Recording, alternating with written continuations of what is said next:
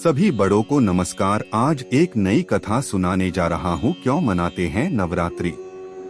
शक्ति उपासना का पर्व नवरात्रि क्यों मनाया जाता है और माँ दुर्गा की आराधना क्यों की जाती है, इसको लेकर दो कथाएं प्रचलित हैं।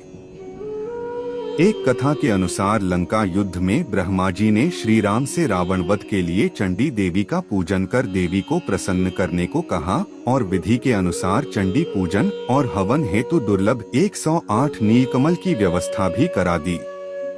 वहीं दूसरी ओर रावण ने भी अमरत्व प्राप्त करने के लिए चंडी पाठ प्रारंभ कर दिया। यह बात पवन के माध्यम से इंद्रदेव ने श्री राम तक पहुंचवा दी। इधर रावण ने मायावी तरीके से पूजा स्थल पर हवन सामग्री में से एक नीलकमल गायब करा दिया, जिससे श्री राम की पूजा बाधित हो जाए। श्री राम का संकल्प टूटता नजर आया। सभी में इस बात का भय व्याप्त हो गया कि कहीं माँ दुर्गा कुपित न हो जाए। तभी श्री राम को याद आया कि उन्हें कमलनयन नवकंज लोचन भी कहा जाता है, तो क्यों न एक नेत्र को वह माँ की पूजा में समर्पित कर दें। श्री राम ने जैसे ही तुनीर से अपने नेत्र को निकालना चाहा, तभी माँ दुर्गा प्रकट हुई और कहा कि वह पूजा से प्रसन्न हुई और उन्होंने विजयश्री का आशीर्वाद दिया।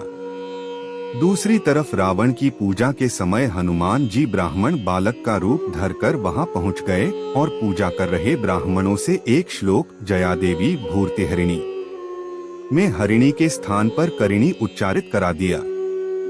हरिणी का अर्थ होता है भक्त की पीड़ा हरने वाली और करिणी का अर्थ होता है पीड़ा देने वाली। इससे माँ दुर्गा रावण से नाराज हो गई और रावण को श्राप दे दिया। रावण का सर्वनाश हो गया।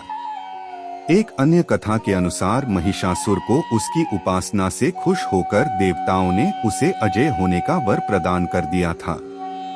उस वरदान को पाकर महिषासुर ने उसका दुरुपयोग करना शुरू कर दिया और नरक को स्वर्ग के द्वार तक विस्तारित कर दिया।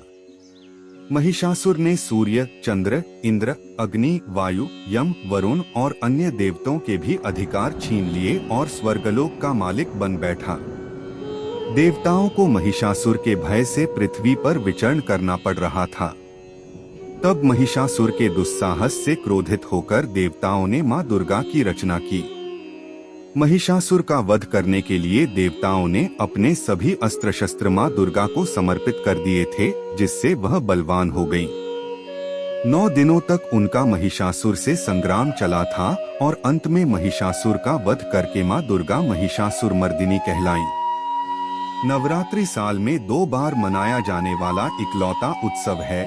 एक नवरात्रि गर्मी की शुरुआत पर चैत्र में और दूसरा शीत की शुरुआत पर आश्विन माह में।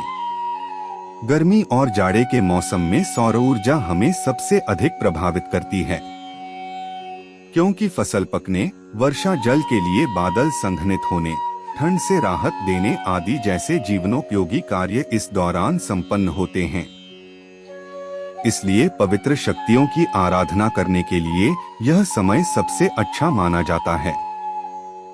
प्रकृति में बदलाव के कारण हमारे तन मन और मस्तिष्क में भी बदलाव आते हैं। इसलिए शारीरिक और मानसिक संतुलन बनाए रखने के लिए हम उपवास रखकर शक्ति की पूजा करते हैं। एक बार इसे सत्य और धर्म की जीत के रूप में मनाया जाता है, वहीं दूसरी बार इसे भगवान श्री राम के जन्मोत्सव के रूप में मनाया जाता है। दोस्तों, इस वीडियो में बस इतना ही। मिलते हैं अगले वीडियो में। अपना ख्याल रखिएगा।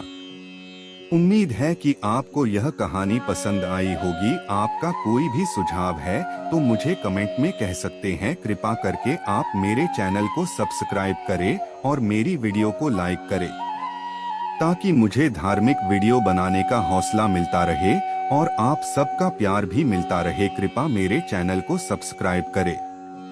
अब मैं मिलता हूँ आपको अगली वीडियो में।